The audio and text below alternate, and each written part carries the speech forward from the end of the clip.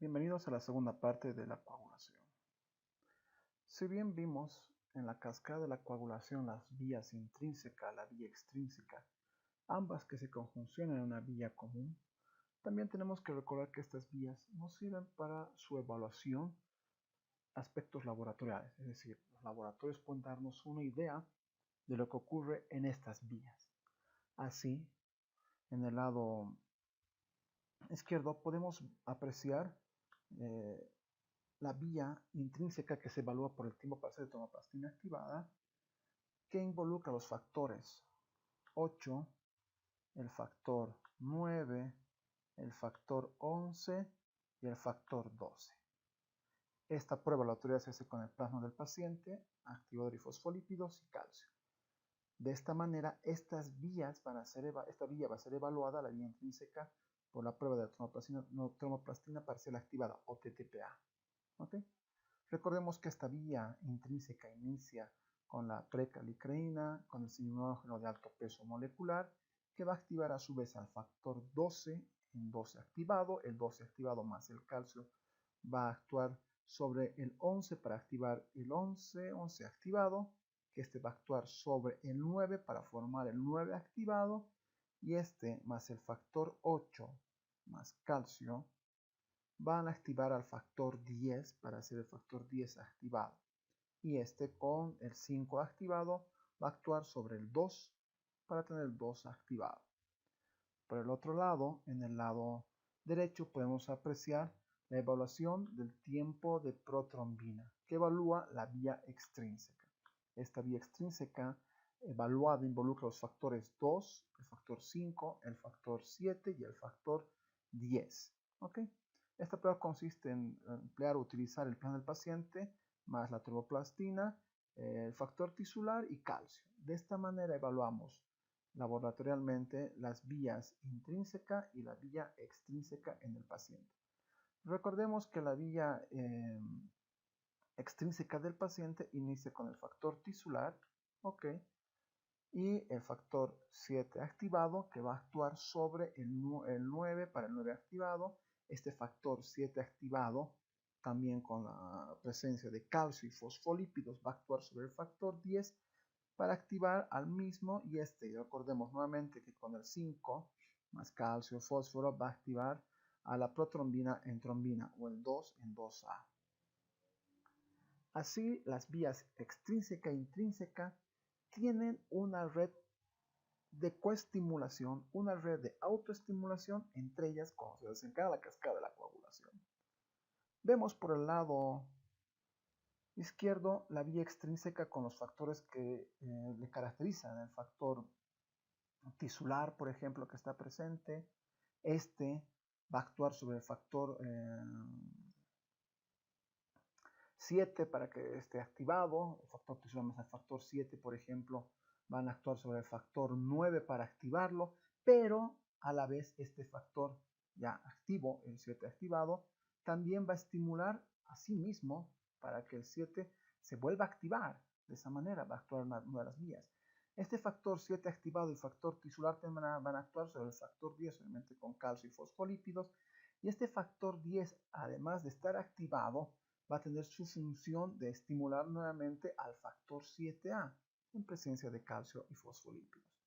Este factor 7 activado y factor tisular sobre el 9, con el 9 ya activado, lo que va a ocurrir es que también estimule al factor 10. Este factor 10 activado va a tener varias funciones. Una, que vuelva a interactuar con el factor 8 para activarlo, de esta manera.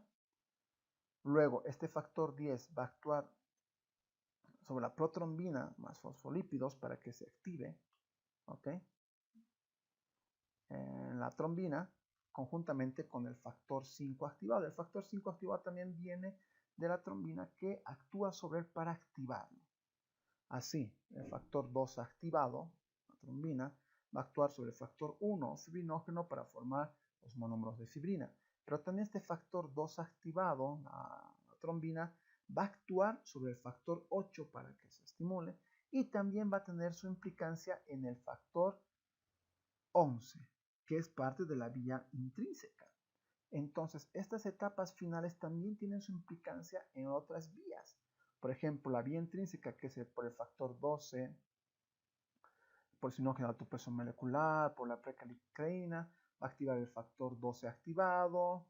Otra vez tenemos el sinógeno de alto peso molecular, que va a actuar sobre el 11, el factor, la trombina activada, en este caso el factor 12 también va a tener su estímulo, y también el mismo 11 activado va a actuar sobre él. Entonces tenemos como tres rutas, entre comillas, de activación para que conjuntamente con el calcio actúe sobre el factor 9. Así, estas vías intrínseca y extrínseca, que en cierto momento ambas se van a fusionar, por así decirlo, tener un mecanismo común, ambas se van a coestimular por diferentes mecanismos, van a tener la formación de los monómeros de fibrina. Estos monómeros de fibrina posteriormente se van a enlazar para formar los polímeros de fibrina, y el factor, inclusive la trombina, va a activar o va a actuar sobre el factor 13, ¿ok? Y esto va a formar los polímeros estables, es decir, la formación del coágulo estable en la coagulación. Por lo tanto, este mecanismo que vimos previamente de formación del coágulo, repetíamos en la primera clase, no es permanente, no es eterno, y este coágulo de fibrina, este coágulo como tal estable, tiene que con el tiempo también ser degradado, que es parte de los componentes, del componente biológico. En ese sentido, tenemos, por ejemplo, sustancias trombogénicas, es decir, sustancias que van a hacer que se forme el coágulo, por así decirlo, y otras que van a evitar que se forme el coágulo, que van a degradar. Tenemos los componentes celulares que están implicados, los vasos sanguíneos de las paredes, también los fibroblastos, y tenemos elementos circulantes, principalmente las plaquetas, y hay otras proteínas también que están circulando. Pero en este caso, vamos a ver de los elementos trombogénicos. Los vasos sanguíneos, por ejemplo, liberan factor tisular y el colágeno por defecto, que son los desencadenantes exclusivos de la coagulación. ¿Ok? Y en la parte de las plaquetas también están presentes para la coagulación y tienen todos los factores en sus gránulos. ¿Ok? La plaqueta activada también va a tener la protrombina y fibrinógeno que están circulando, al igual que el factor de von Willebrand. Por la parte de los efectos antitrombogénicos, por ejemplo, de los vasos sanguíneos va a ser heparina, la trombomodulina, el factor de plasminógeno tisular, ¿ok? Por parte de las plaquetas vamos a tener la antitrombina, la proteína C y la proteína S, y por último el plasminógeno.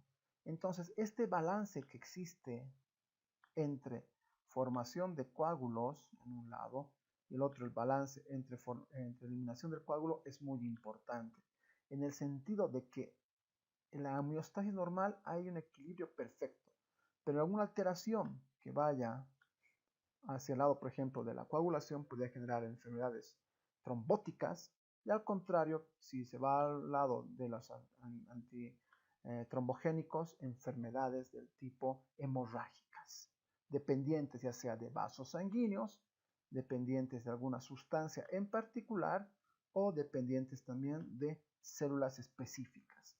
Una trombocitopenia no solo involucraría un déficit a nivel celular para formación del coágulo, sino también involucraría aspectos de sustancias o componentes celulares químicos involucrados en este aspecto. Si bien veíamos inicialmente en la primera clase los 13 factores de la coagulación, recordemos que al hablar sobre todos ellos, existen más componentes dentro de la coagulación que también podrían denominarse factores los mismos.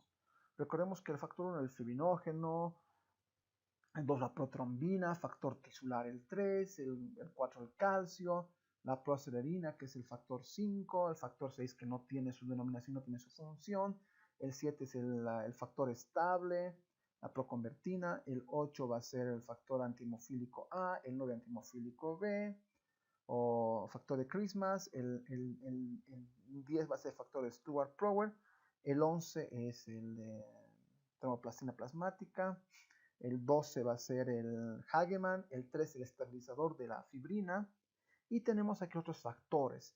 Tenemos el factor 14 que es la precalicaína o factor de Fletcher, el 15 que es el sinógeno de alto peso molecular o factor de Fitzgerald, el número 16 que es el factor de von Willebrand, el 17 antitrombina 3, el 18 el cofactor 2 heparina, y el factor 19 en este caso la proteína C y el factor 20 la proteína S. Por lo tanto, esos factores se involucran. ¿Qué es lo nuevo, digamos, de los factores que acabamos de mencionar? Por ejemplo, el factor de von Willebrand se une a los factores 8 y media a la lesión plaquetaria. El factor 15 es un cofactor dentro de la coagulación, el sinógeno de alto peso molecular, como vimos anteriormente. La antitrombina 3 se une o inhibe, perdón, el factor 2 activado a la trombina, inhibe al 10 activado y otras proteasas. El cofactor 2 de parina inhibe también al 2A. La proteína se va a inactivar al 5 y al 8A, por lo tanto es antitrombótica. Es un cofactor para proteína C, la proteína S. Por lo tanto, estos aspectos de formación de coágulo, inhibición de formación de coágulo o lisis del mismo son muy importantes con nuestros 20 factores de coagulación. También podemos clasificar los factores en familias. Por ejemplo, tenemos la familia del fibrinógeno, la familia dependiendo de la vitamina K y la familia de contacto. ¿Okay? En el fibrinógeno tenemos obviamente el fibrinógeno, el factor 5, el factor 8, el factor 14. En la parte dependiendo de la vitamina K está el factor 2, 7, 9, 10. Y en las de contacto el factor 11, 12, sinógeno alto peso molecular y precalicreína.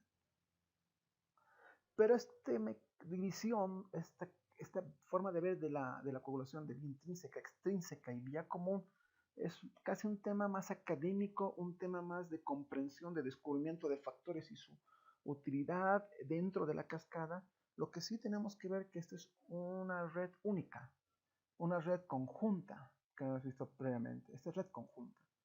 Pero esa red conjunta de la cascada de coagulación se ve de la siguiente forma en el modelo celular de la coagulación. El anterior modelo clásico, por así decirlo, este es modelo moderno celular, en la cual se involucran aspectos de iniciación, por primera parte, un aspecto de amplificación de la señal y un tercer aspecto de propagación, con sus diferentes células protagonistas. Por ejemplo, de iniciación serían los fibroblastos, serían los vasos sanguíneos, que estarían presentes, que presenten el factor tisular, que este va a actuar sobre el 5A, el 10A, que van a activar sobre estos aspectos, va a activar sobre el 7A, van a estar en 9 involucrados, y el factor de la protrombina, ¿no? Que se convierte en trombina. Luego están las plaquetas, entre comillas, que están inactivas, las plaquetas que están nadando, vamos a tener la activación de otros factores, el de von Willebrand, vamos a estar el factor 8, el factor 9, el factor 8 activado y el factor 5. Luego, obviamente, la activación de la protrombinasa, que va a hacer que la trombina se constituya como tal, y luego la formación del fibrinógeno y por último de la fibrina estarían implicados dentro de las plaquetas activadas. Así, esta vía, que en la iniciación podemos decir lo que está presente en mayor predominancia la vía extrínseca, y en la vía intrínseca estaría el factor de propagación, se conjuncionan y forman una única red, con objetivo final de formar la fibrina, la estabilidad de esa unión de fibrina que nos va a dar origen a un trombo bien constituido. Así, la formación del coágulo también tiene que tener un momento, entre comillas, y tiene que ser eliminado. En la parte izquierda podemos ver una sinopsis de la formación del coágulo con la protrombina, la trombina, el fibrinógeno, la fibrina y el trombo formado por plaquetas y obviamente fibras, vale la redundancia, de fibrina, va a ser eliminado por el plasminógeno. Este plasminógeno se va a convertir en plasmina por el factor activador de plasminógeno tisular, el TPA. Va a también estar presente el PAI1, que es el inhibidor del activador de plasminógeno tipo 1, y estos van a formar la plasmina, que en conjunto con el inhibidor de fibrinólisis activado por la trombina, recordemos que la trombina también tiene un efecto fibrinolítico, va a hacer que se degrade estos componentes de fibrina. Por lo tanto, la lisis está implicado dentro de lo que sería la coagulación. Tenemos otra forma de ver, quizá un aspecto más biológico, quizá un aspecto más, entre comillas, que ocurre dentro del organismo, que sería la vía del contacto, en el cual los fibrinógenos de alto peso molecular, la precalicreína, están involucrados inicialmente. Estos factores van a hacer que a la vez se se den los siguientes mecanismos. ¿Cuál es la activación de la plasmina para fibrinolisis? Va a actuar sobre la bradicimina, que va a dar origen a angiogénesis e inflamación. Van a actuar sobre el factor 2 en 12A, que va a activar a su vez el complemento, por ejemplo, el 12A sobre el 9-9A, perdón, el 11, el 11A, sobre el 9, el 9A, activados obviamente, y esta va a ser el complejo intrínseco en conjunto con el 8 y el 10 en 10 activado para la eliminación o la activación, pero en este caso, del 10. ¿Vale? Este complejo de 10-asa, la 10-asa por así decirlo, para su activación. Así, nuestro modelo de vía intrínseca, vía extrínseca y común se convierte quizá en una red de la coagulación que involucra tres fases: iniciación, amplificación y propagación, y quizá añadimos la fase de lisis en este sentido de ver en conjunto toda la coagulación sanguínea. Gracias por su atención.